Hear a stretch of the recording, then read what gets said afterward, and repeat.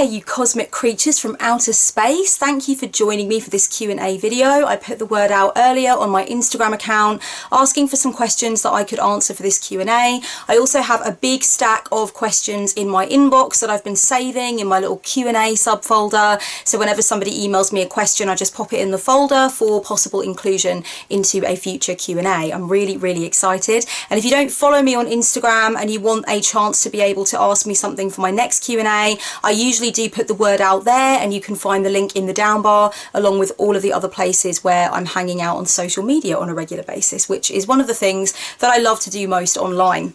So I'm gonna start with answering a few questions from my inbox. So let me just get into that and get into the appropriate folder while I take a sip of my festive pink cava. How do you get your intuition going when there's one or two cards that are not drawn right, so you can't really connect with them, but you do like the rest of the deck besides those cards? Okay, I think I understand what's being asked here. So basically it's like when you really like the look of a deck and you want to add it to your collection and you want to work with it, but there's a couple of cards in there that just don't feel right, they don't sit right with you. This is definitely something that's quite common. I know loads of people in the tarot groups that I follow along with on Facebook have really loved the look of a deck and they have super wanted to buy it, but they just, for the sake of a few cards that they couldn't really vibe with, have refrained from doing so. And I definitely have had situations like this as well, where I've had a look through maybe some walkthrough videos, maybe just photos online, and I've had a look at maybe my key cards that are really important to me, so things like Three of Swords and the High Priestess and Death, and the cards that really are essential to me in a tarot deck that have to be drawn in a way that really grips me. And if they're not right, if I don't feel right about them, then I probably will refrain from purchasing the deck. So what I would say is that if you keep being drawn back towards this deck and you keep looking at photos of it, or you keep watching walkthroughs of it, and you keep thinking to yourself, I really want this deck and I can't shake it, even though these cards are not right and I'm not happy with these cards, then probably what's going on there is that there is something deeper for you, that you do really feel drawn to the deck, and maybe it is going to be a deck that is challenging for you, and you could even experience some breakthroughs with that deck, some revelatory moments with that deck, precisely because it's challenging to you. So I think if somebody keeps returning to a deck and keeps looking at images of it and keeps wanting it for their collection, but there are a few cards that are off, then I think sometimes it's worth considering whether or not you're supposed to have the deck in your collection as kind of a bit of a challenge for you. Sometimes something is not right, but it is right. You know, there's like so many variables that are right and that are calling to you, and you can't give up on that just for the sake of a few things that don't seem right. So maybe it's worth putting the deck on your wish list or putting it in your collection, whatever kind of stage you're at with it at the moment, and actually immediately taking out those cards that are challenging for you and just trying to figure out why they are challenging for you and how you could maybe perceive the cards illustrations differently. What could you learn from the fact that you do feel challenged by the imagery and that kind of stuff? I do think that this advice though would probably work best for people who are considering purchasing the deck for use only on themselves. I don't think it's so useful for a pro reader who is planning to use the deck for clients, because I do feel like if there are problem cards and you're reading for clients and those problem cards arise and you haven't dealt with the challenges you're having with those cards yet, then it can definitely have a knock-on effect on the client that you're working with, and that's not fair on the client. You have to have a positive bond with that deck, you have to feel like you can read well with that deck. So I do think it's better, if you're going to purchase one of these challenging decks, that you use it only for yourself until you've worked through those challenging cards, and only then can you use it for clients. I feel drawn to ask you what you think about twin flames. I know this isn't a subject that you discuss, but I'm curious if you have any thoughts on it.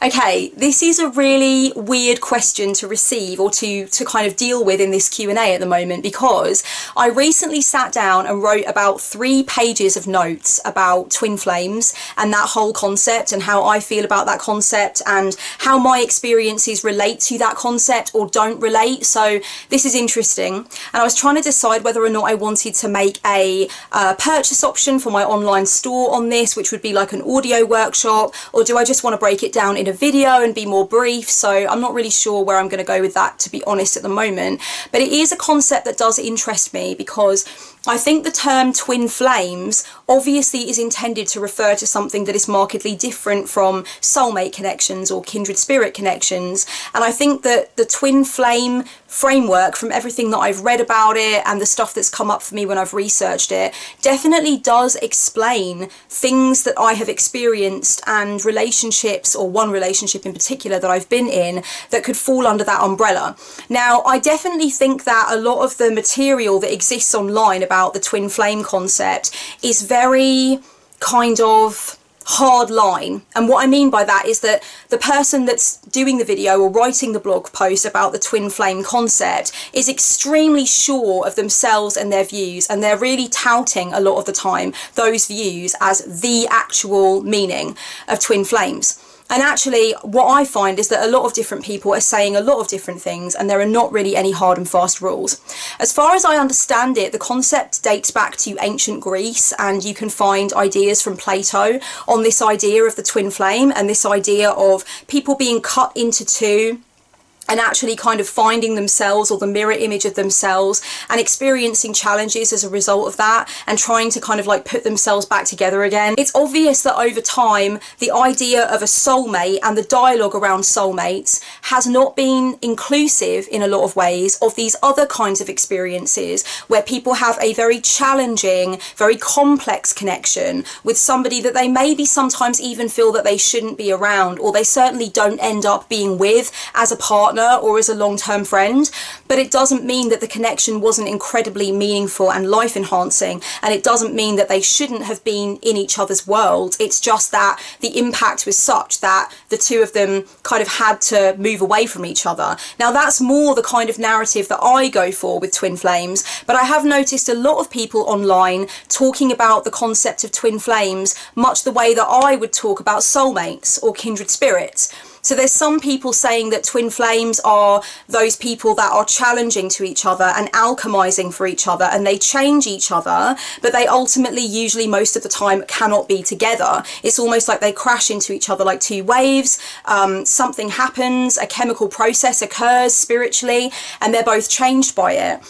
They may come back into each other's lives several times, they may not. That to me is more what I think that the term twin flame is useful for. But there are people that talk about twin flame relationships as relationships that are so harmonious, where two people just fit together and it works, and it's like two pieces of a puzzle, and there's never any arguments really, or there's never any massive dramas, there's no game playing, there's no confusion. And to me, that's kind of a little bit more what a soulmate connection is, except that the way that it's presented is completely unrealistic and doesn't really take human psychology into account. But I don't see that as being a twin flame thing. I see the twin flame thing much more as the first thing that I described. Basically, what I want to say is that it's obvious that the dialogue around things like soulmates and kindred spirits has not necessarily been satisfactory for people who have had this other kind of experience, and I think that is what the term twin flame really helps us to describe and kind of pinpoint.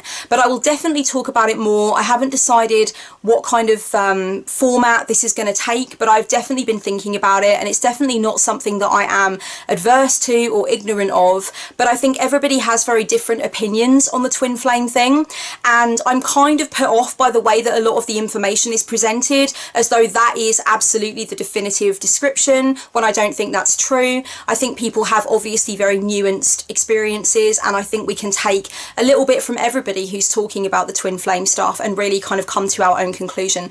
Do I think the term can be helpful? Absolutely. Do I think it's also very personalised and very individualistic in terms of how it's viewed?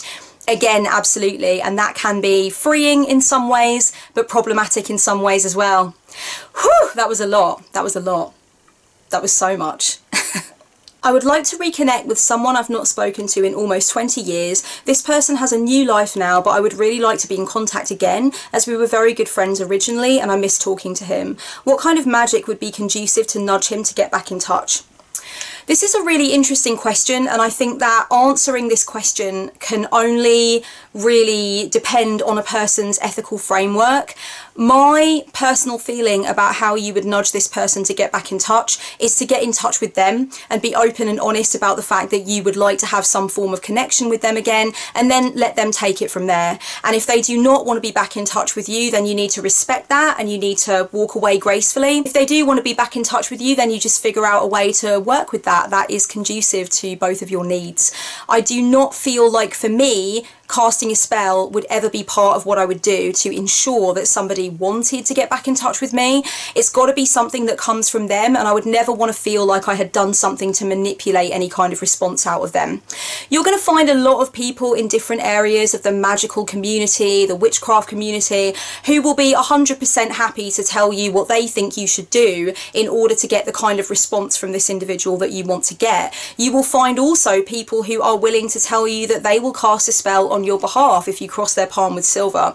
But I'm not the one. Okay, that's not me at all. I very much believe in the importance of free will and respect and all the rest of it. And I don't personally feel, in my ethical framework, as though it is respectful to the individual's rights and the individual's potential needs for me to try to do something that could coax a specific reaction out of them or make them bend to my will. And I'm not trying to be offensive. I'm not trying to say that you're wrong necessarily. But for me, not only would I not do it, but I also would not venture to let somebody know ways in which I think they could potentially do it, because it's not ethically right for me. It's not something that I ethically would do. Do you have some tarot cards that represent what's going to be your focus for 2018? Something like theme or archetypes for the year? Yeah, I haven't actually thought about it yet, which might seem a bit weird to some of you, but I've been kind of busy recently with working on my Neon Witch video collection. You can find out all about it down there.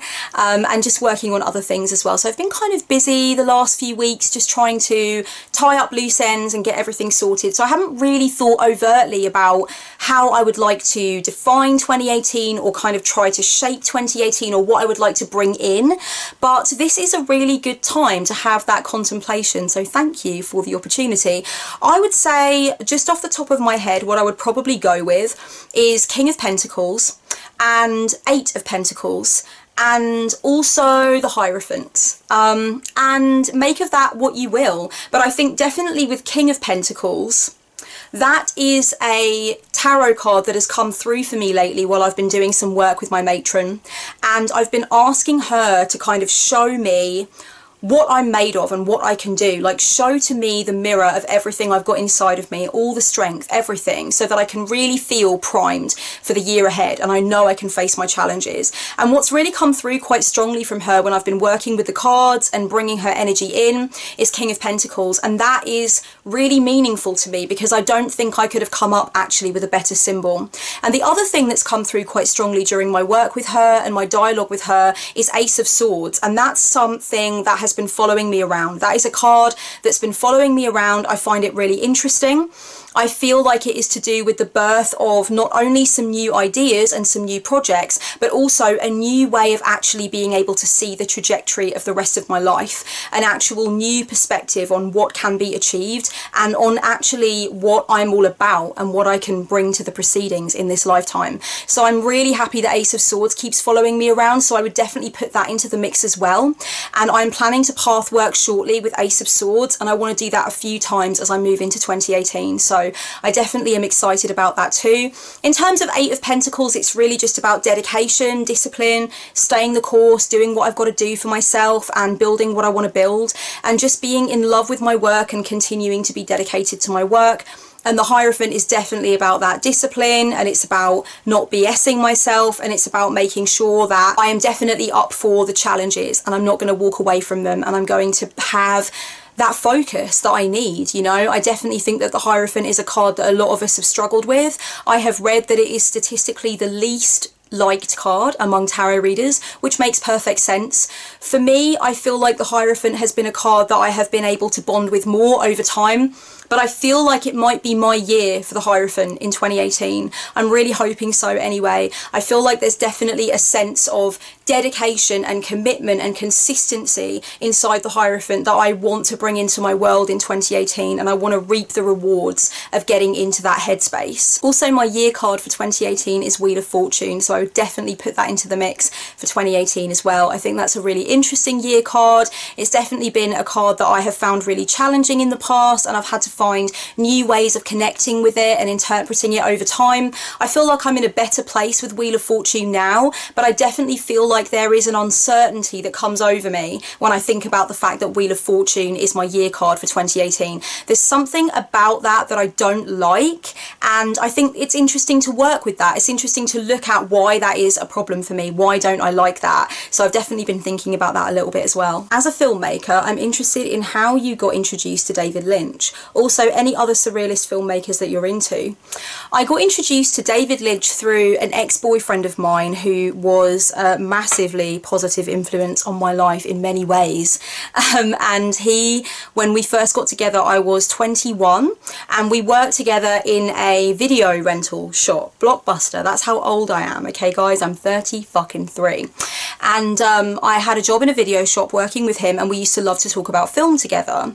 And when I first got with him, he showed me a film called Wild at Heart by David Lynch, and then talked about how much he loved David Lynch and how much he thought I should watch Dune and Eraserhead and Elephant Man, because I really fell in love with Wild at Heart. And I actually have a Wild at Heart tattoo with the character names on it, Lula and Sailor, and I also have the two Robins from Blue Velvet on there as well, and it says Wild at Heart on it, so I'm a big fan.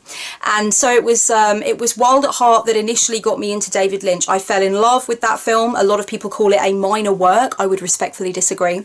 And then from there I watched Eraserhead next, I think, Mulholland Drive. By this point I was addicted. I started watching his short films that you can get hold of and watch from ages ago, and I watched interviews with him, and then of course eventually Twin Peaks happened to me and I've never been the same. So yeah, it was an ex that got me into David Lynch. He was a really big fan. I think the first time that I realised that film could be so surrealistic and could be a representation so much of our internal lives was when I was with my first girlfriend as a teenager. I think I must have been 15 or 16, and she was studying film, and she was looking into that incredible Salvador Dali film, you know, the short film where at one point the woman has her eyeball cut open. You know the one I'm talking about. You do anyway. The asker of this question knows what I'm talking about. And it was from that point on that I realised that film could also be a vehicle for such a supreme expression of our internal lives as well. I mean, I could probably talk more about films that I like that are surrealistic in nature, rather than talking about directors per se. I mean, I have directors that I really enjoy, that I really love, but I wouldn't necessarily know whether or not to describe them as surrealistic, if you get my meaning. But I really do love Holy Mountain by Jodorowsky. I think that that film is supreme. It just really speaks to me, and it's a piece of me now, and I can never detach myself from it from the very first time that I saw it. I just love it, and whenever I'm just feeling wrong, I put it on and I very, very soon feel right again. I feel right in the wrongness of it all, let's just say. Somebody recently suggested that I should do some kind of an audio talk on my relationship with David Lynch films and how I feel about the films and how they have influenced me spiritually and creatively. I don't actually think that's such a bad idea. I mean, obviously it's a niche subject. I don't really think that the majority of my audience would be interested in it, but I definitely could do some late night rambles on different things that have influenced me that are not directly connected, I suppose, to a lot of the stuff that I talk about on the channel, and David Lynch would definitely be one of those things. I've had some profound experiences watching some of his films, and I definitely quote heavily from his films. How do you map out your goals at New Year and throughout the year, or any insight into your planner life? I need to make more videos about planning because people are really into it. I've noticed that there is quite a large section of my audience that feel really helped by the planner content that I put out. This would probably be a good time to mention that I was featured on Biddy Tarot's podcast recently, talking about intuitive planning and using tarot to figure out your way forward and plan your life and stuff like that. So I'll leave the link to that down below if that sounds like something that you would be interested in listening to. Give that a listen. I really enjoy talking to Biddy about that particular subject. It's something that I'm really passionate about. Now, for the last few years, I've been quite a stringent planner at around this time of year. So the time that I'm making this video is obviously the run up to New Year. And I definitely have been more rigid and thought more about it than I have this year. This year I'm letting it flow a little bit more. I'm actually just channeling messages at the moment and just trying to get an understanding of how my 2018 could flow and how I could bring my strength to it, rather than being too dictatorial about it. So rather than really overtly putting my mark onto it and deciding what I want it to be, I'm actually just opening up to the divine feminine. I'm opening up to my matron. I'm just letting the cards come through. I'm sitting at my altar and really just trying to discover what would be good to come through and what I have at my disposal, rather than making those decisions with my conscious mind, if that makes sense. So I'm opening up more to a transpersonal understanding of what could be in store for me in 2018, and I think that's been a really good thing.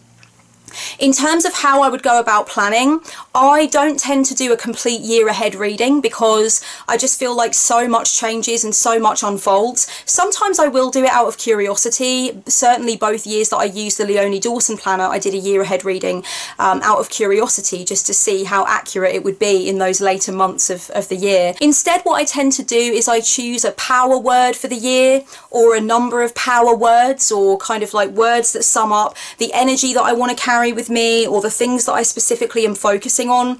And then I like to do monthly reviews. So every single month I will sit down and I will have like an end of month review. And of course that also allows me to decide what I want the following month to look like and what kinds of things I want to be focusing on. And I have really refined that over time. So it used to be the case that I'd sit down at the end of a month and I would be like, okay, this is how things went, this is what I feel good about, this is what I don't feel so crash hot about. And then the following month I'd look at that and I'd be like, okay, these are the things I want to achieve, these are the things I need to look at spiritually, creatively, business wise, etc. And I used to really pile on a hell of a lot. I used to be just really over the top, and there were too many goals, there were too many intentions, and it was just kind of stressful for me. Now I've got to a place where I've definitely refined it, and I tend to make shorter lists of the things that I want to focus on. I like to make sure that I don't overwhelm myself and it doesn't get to the point where it's so intense that I actually end up only crossing half the things off the list and I feel really not very accomplished at the end of the month. So provided that I make sure that I keep things within reason and I set out my goals in moderation, normally I get to the end of the month and I do my review and I'm actually really happy with what I've ticked off and what I've managed to focus on. So it's really just about having a place to check in at the end of every month and have a look at what I've achieved and what I want to do the following month. I know that a lot of people do this dependent upon moon phase. I do separate things for the moon phases and I kind of pick and choose when I want to recognise a moon phase or not. So dark moon and full moon will be the things that I principally recognise, although half moon has become more important to me over time for various reasons. But for me, it seems weird because I am a witch and I am, you know, a very spiritual person. But for me, it makes more sense to go with the Gregorian calendar than it does to go with the moon phase in terms of thinking about goals, thinking about what I've achieved. That just makes more sense for me personally. I know that a lot of people like to do it in alignment with the lunar phase, and like I said, I do recognise the lunar phases. I do think they're a good time to do workings and do rituals or sit down and do a lot of spiritual journaling or draw cards. But for me, the Gregorian calendar, like January, February, March, you know, that to me helps more and is more significant to me in a way. So that will be the time to do my monthly reviews, like at the end of every Gregorian calendar month. I think it really helps to have a planner that you are drawn to, or a planning system that makes sense to you. You might not necessarily want to use a paper planner. You might want to go electronic. You might want to do a combination of both, which is what I'm now doing.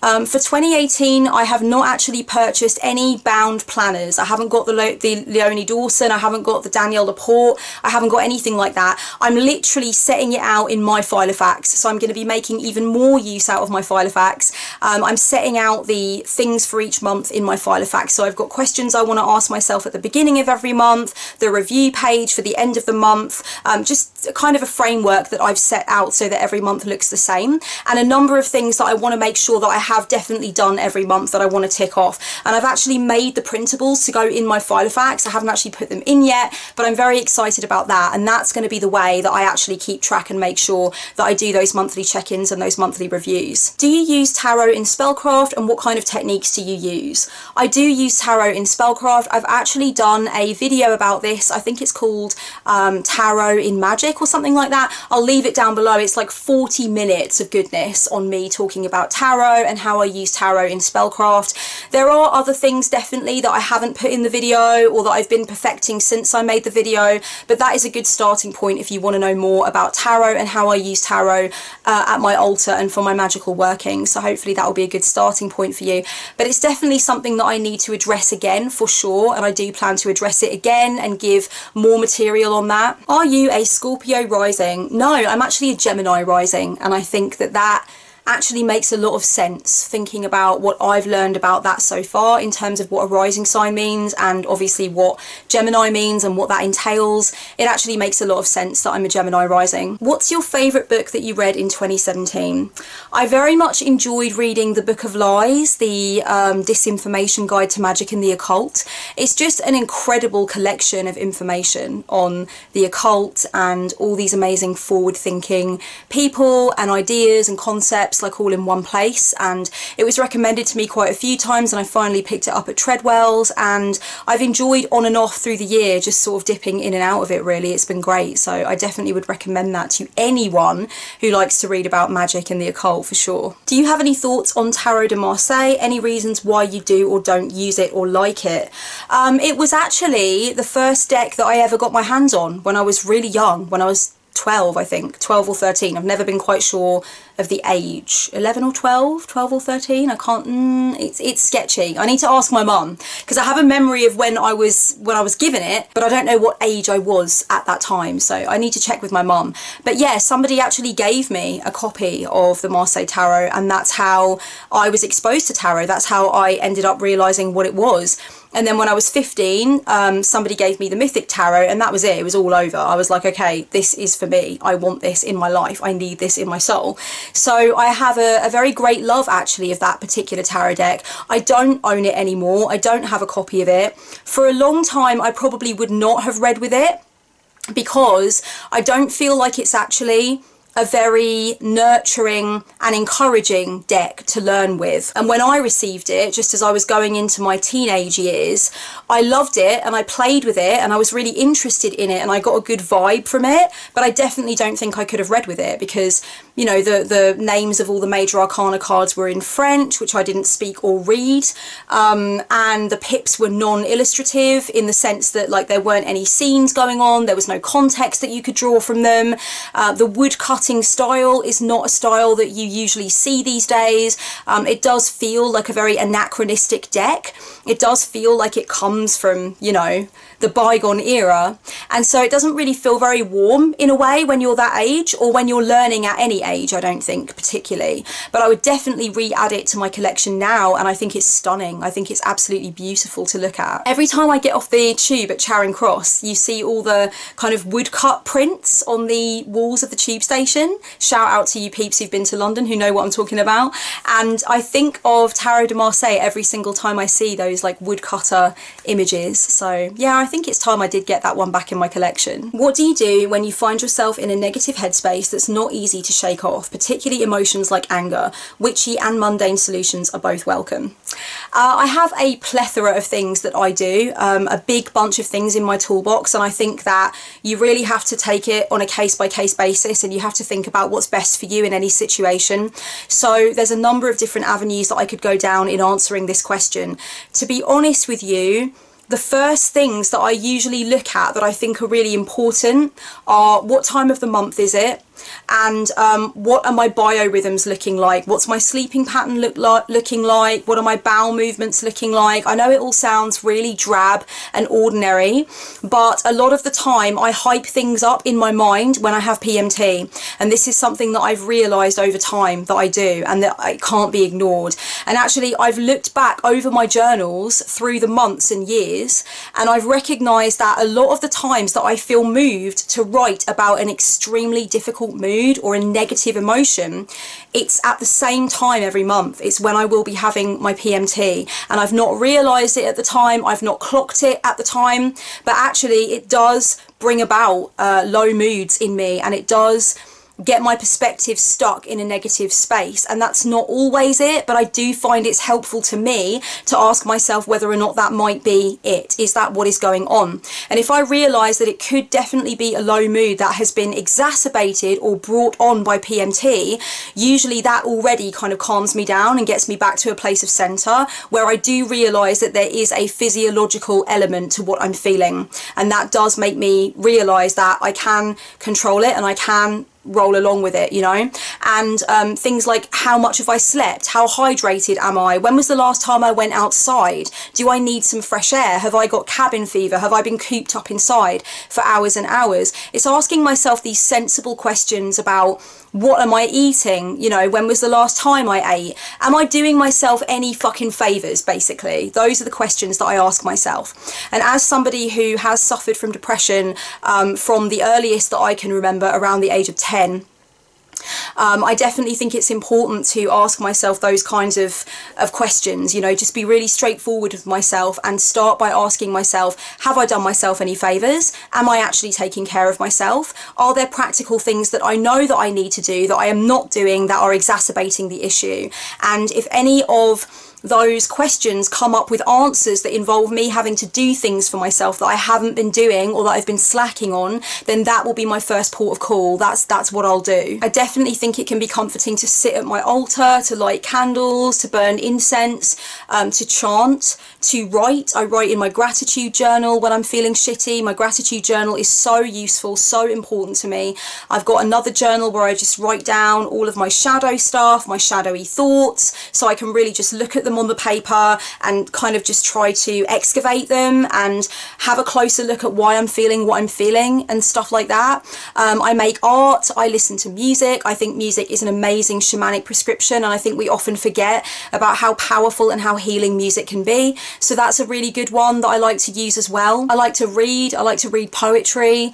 I like to go back to things that I've read or listened to or watched that I know have a positive effect on me and I know tend to make me feel empowered, or just get me back to a state of being that would be healthier for me. You know, but it's really useful for me to have an altar right here in my room, and I can just kind of, I wake up to it, I go to sleep to it, I know it's there for me. I know that even if I sit down and I don't know what to do, I just feel that I'm in a space where I can be whatever I need to be in that moment, and there's something about that that really holds me. And I like to draw out sacred space when I feel like shit as well, even if I just do it around my bed and I'm in my bed with just a cup of tea, and I'm just kind of sitting with myself. I feel held by the womb of that sacred space. And I'm going to leave below a video for you that I made, which is all about kind of witching your way through 7 shades of shit, basically witching your way through the crappy times, and hopefully that will be helpful to you. And I definitely will put out a video in the not too distant future as well about stuff that I do when I'm having a down day. I've already actually written some notes for a video of that type, so I definitely will get on with making that. What are some of your favourite myths? Are there any in particular that help you to feel inspired? There are loads of different myths that I love so much, and I have fallen in love with certain myths over time, and then they've kind of faded into the background and new myths have come into my awareness. I'm trying to think about the most overarching ones though that have always been inspiring to me. I really love the myth about Kali and Raktabija, and how, you know, she kind of eats all the clones and drinks all the blood, and then she goes into this battle dance, and then Shiva, to calm her, lies down on the battlefield, and only once she realizes that she's treading on him does she kind of stop and realize what she's doing. That to me has so many layers to it, and it's just so romantic and beautiful, and I think about it a lot in relation to my own life and the connections that I've had with certain people, and it really just moves me, and I like to return to that particular myth. I just find that really beautiful to contemplate. There's a Greek myth about King Pentheus who stops his people from worshipping Dionysus with quite dire and serious consequences. That I always really liked as a myth, and there is actually a play called The Bacchae by Euripides, and that is based on that myth of King Pentheus, and it is beautiful. It is an amazing Greek tragedy, and I definitely would recommend checking that out. That's a really awesome Greek play based on a really awesome Greek myth, basically. I really enjoy the myth of Balder descending into Hell's realm in Norse mythology. That to me has a lot of different layers to it, and I love reading that myth and contemplating on it and thinking about what it means. I also really love thinking about Ragnarok, the myth of the destruction of the world as well from Norse mythology. That is a really awesome one to get into. When I was at school, one of the very first myths that I remember learning was the myth of Theseus and the Minotaur, and I found that fucking terrifying and really inspiring. I think that even got into my dreams. It affected my dream world, you know. There was just so much going on in that myth that was exciting to me, and there was actually a kind of cartoon version that we had on videotape that really spoke to me and scared me, and it was just really interesting, and that myth is just fucking A1 plus top shelf myth material. Oh my goddess. Thank you so much for joining me for this Q&A. I want to give a special thank you to everybody who asked me a question on Instagram. I'm really sorry if I didn't get to your question. Obviously I can't answer everything. I will be filming another Q&A soon, and I will draw from those questions on Instagram as well, so there will be more answers coming. But thank you very much just for asking me a question. I always find it really flattering that anybody wants to know anything from me. That's really fucking sweet, and I hope that these questions have provided some useful answers for you. Thanks again for joining me. So much love until next time. Mwah. Blessed be my darling Pop-Tarts.